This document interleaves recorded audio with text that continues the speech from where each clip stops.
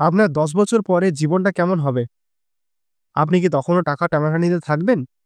নাকি আর্থিকভাবে স্বাধীন হবেন? একটা ভুল ডিসিশন, একবার ভুল জায়গায় ইনভেস্ট করলে সবকিছু উলটপালট হয়ে যেতে পারে। আর সবথেকে বড় ভুল কি জানেন? ইনভেস্টমেন্ট না করাই। কিন্তু প্রশ্ন হলো কোথায় ইনভেস্টমেন্ট করবেন? স্টক মার্কেটে? ভয় লাগে। ক্রিপ্টোতে? ঝুঁকি বেশি। তাহলে কি টাকা ব্যাংকে ফেলে রাখবেন? তাহলে তো আপনার টাকা ঘুমিয়েই থাকবে। ভাবুন তো, যদি আপনার টাকা রাতে আপনার হয়ে কাজ করত আর সকালে উঠে দেখতেন সে আপনাকে কিছু বাড়তি টাকা বানিয়ে দিয়েছে। এই ম্যাজিকটাই সম্ভব। এবং আজ আমি আপনাকে বলবো ডেট ফান্ড সম্পর্কে। এটা এমন একটা ইনভেস্টমেন্ট অপশন যা কম ঝুঁকির মধ্যেও ভালো রিটার্ন দিতে পারে। কিন্তু কি ডেট ফান্ড একদম ঝুঁকিমুক্ত? আপনি কি এতে ইনভেস্ট করলে ধনী হতে পারবেন?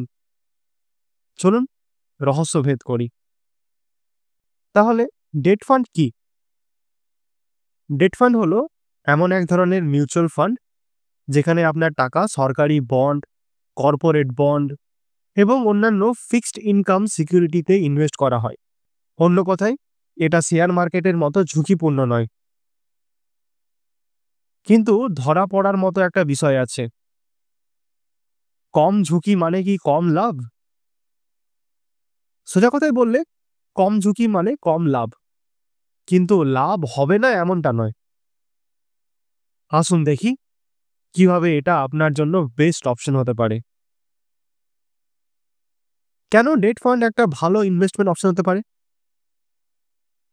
ধরুন, আপনার জীবনের প্রথম ইনভেস্টমেন্ট করতে চাইছেন, কিন্তু ভয় পাচ্ছেন টাকা হারালে কি হবে। ডেট ফান্ড এখানে বেস্ট অপশন। কারণ কম ঝুঁকি, স্টক মার্কেটের মতো ওঠানামা নেই, ফিক্সড ইন্টারেস্ট, ব্যাংকের থেকে ভালো রিটার্ন দেয়, হাই লিকুইডিটি, যখন দরকার তখনই টাকা তোলা যায়। কিন্তু ডেট ফান্ড কি পুরোপুরি হবে নিরাপদ? আসল সত্যটা কি জানেন? অনেকে ভাবে ডেট ফান্ড মানে ঝুঁকি মুক্ত, কিন্তু এটাই সব থেকে বড় ভুল। ইন্টারেস্ট রেট পরিবর্তন হতে পারে। কিছু ডেট ফান্ড কম রিটার্ন দিতে পারে। ইনফ্লেশন মানে যেটা বলে মুদ্রাস্ফীতি যদি বেশি হয় তাহলে রিটার্ন কমতে পারে। তাহলে কি ডেট ফান্ড একটা ফান্ড? না, একদমই না। শুধু সঠিক ফান্ড বাছাই করতে জানতে হবে। কিন্তু প্রশ্ন হলো, কোন ডেট ফান্ডে ইনভেস্ট করা সবথেকে নিরাপদ ও লাভজনক? ডেট ফান্ড অনেক ধরনের হয়, কিন্তু নতুন ইনভেস্টরদের জন্য এইগুলো বেস্ট। লিকুইড ফান্ড, জরুরি টাকার জন্য perfect. Short term date fund, 1 থেকে 3 বছরের জন্য ভালো রিটার্ন দেয়। গভর্নমেন্ট বন্ড ফান্ড, সবথেকে নিরাপদ অপশন। ভাবুন তো, যদি আপনার টাকা সেফ লকারে থাকতো, যেখানে আপনি টাকাকে রাখতেন আর সেটা আস্তে আস্তে বাড়তো। ডেট ফান্ড অনেকটা সেই রকমই। কিন্তু ডেট ফান্ড কি আপনাকে বিলিয়নিয়ার বানাতে পারবে, নাকি অন্য কিছুর দরকার?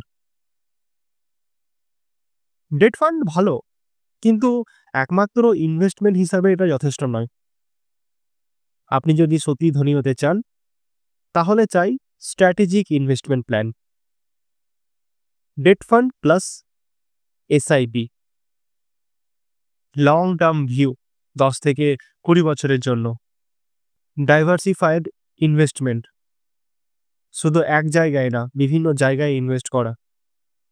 ওয়ারেন বাফেট বলেছেন, rich people don't work for money, they make money work for them. তাহলে আপনিও কি টাকা দিয়ে টাকা বানাবেন? আপনি যদি মাত্র 5,000 টাকার এসআইপি দিয়ে 1 কোটি টাকা কিভাবে বানানোর স্ট্র্যাটেজি জানতে চান, তাহলে আমার আরেকটা ভিডিও আছে, সেটা গিয়ে এক্ষুনি দেখে নিন। সেখানে আমি একদম স্ট্র্যাটেজিক ভাবে দেখিয়েছি কিভাবে 1 কোটি টাকা বানাতে পারবেন। আর এই ভিডিওটি যদি ভালো লেগে থাকে তাহলে অবশ্যই লাইক, শেয়ার এবং সাবস্ক্রাইব করতে একদম ভুলবেন না। নিচের কমেন্ট সেকশনে কমেন্ট করে জানান আপনার মতামত। আর যদি কোনো প্রশ্ন থাকে তাহলে অবশ্যই লিখে জানান, আমি উত্তর দেব। তাহলে দেখা হচ্ছে পরের ভিডিওতে। ততক্ষণের জন্য ভালো থাকুন, সুস্থ থাকুন এবং ইনভেস্টমেন্ট করতে থাকুন। ধন্যবাদ।